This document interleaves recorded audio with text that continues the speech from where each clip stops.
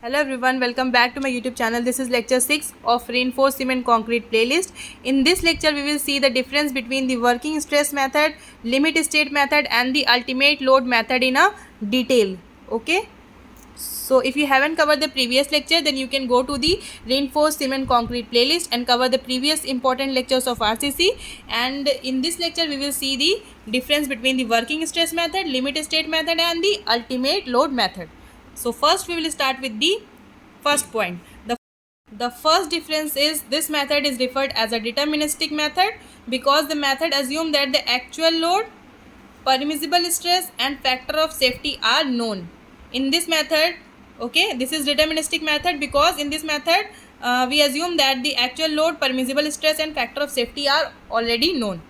Then in the limit state method, this method is referred as a non-deterministic method because the method is based upon the probabilistic approach which depends upon the actual data or experience. This method depends upon the actual data or experience.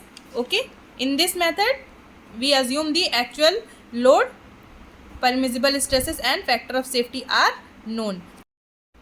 And for the ultimate load method, this method is based on the ultimate strength of a reinforced concrete at the ultimate load. Okay, at the ultimate load it focuses on the ultimate strength of a structure at a point of impending collapse.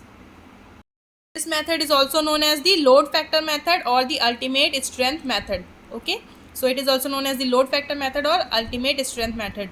So this is the deterministic method, this is non-deterministic method. This method is based on the ultimate strength of reinforced concrete at the ultimate load.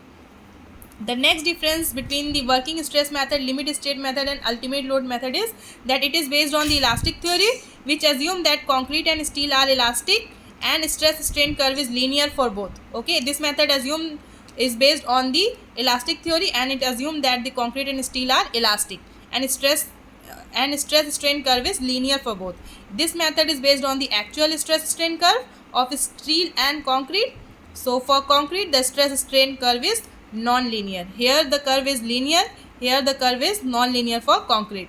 Then it is based on the ultimate strength of a member considering the material to reach the plastic state. It considers the material to reach the plastic state.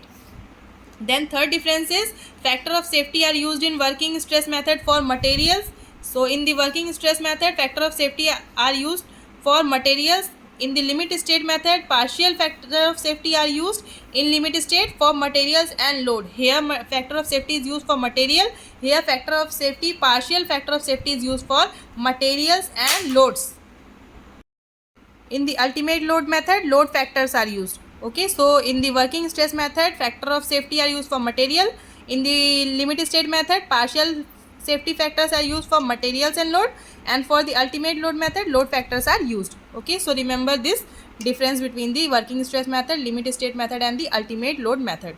Then next difference is this method is less economical as it gives larger or the thicker section. This method gives the larger and thicker section, hence it is less economical. And this method gives the thinner section as compared to working stress method, so it is more economical as compared to working stress method.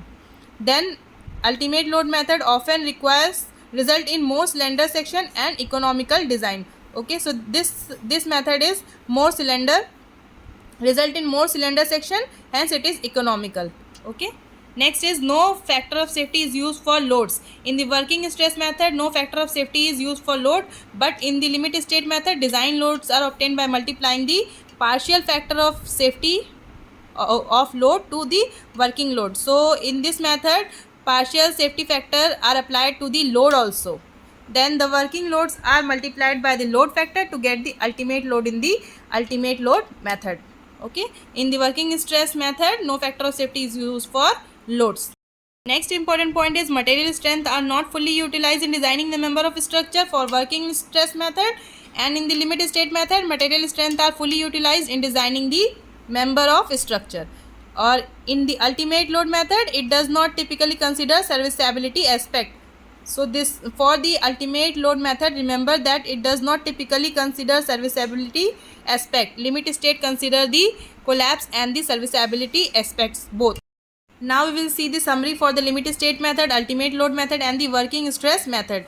So limit state method, it is preferred for the modern design of buildings, bridges and complex structure due to its safety evaluation for both ultimate and serviceability aspects. Okay, serviceability limits. The next is the ultimate load method or the ULM.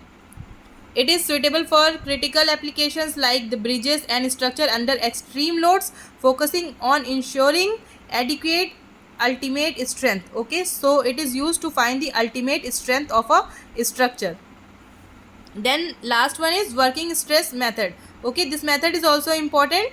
It is generally used for the simpler low rise structure, timber element and historic design, but it is also generally adopted for structures like the water tanks, chimneys and RC bridges, where the focus is on performance, not the economy, because the limit state method is more economical, but the performance for the performance is higher in the working stress method. So it is generally adopted for structure like the water tanks, chimneys and RC bridges, where the focus is performance more than economy.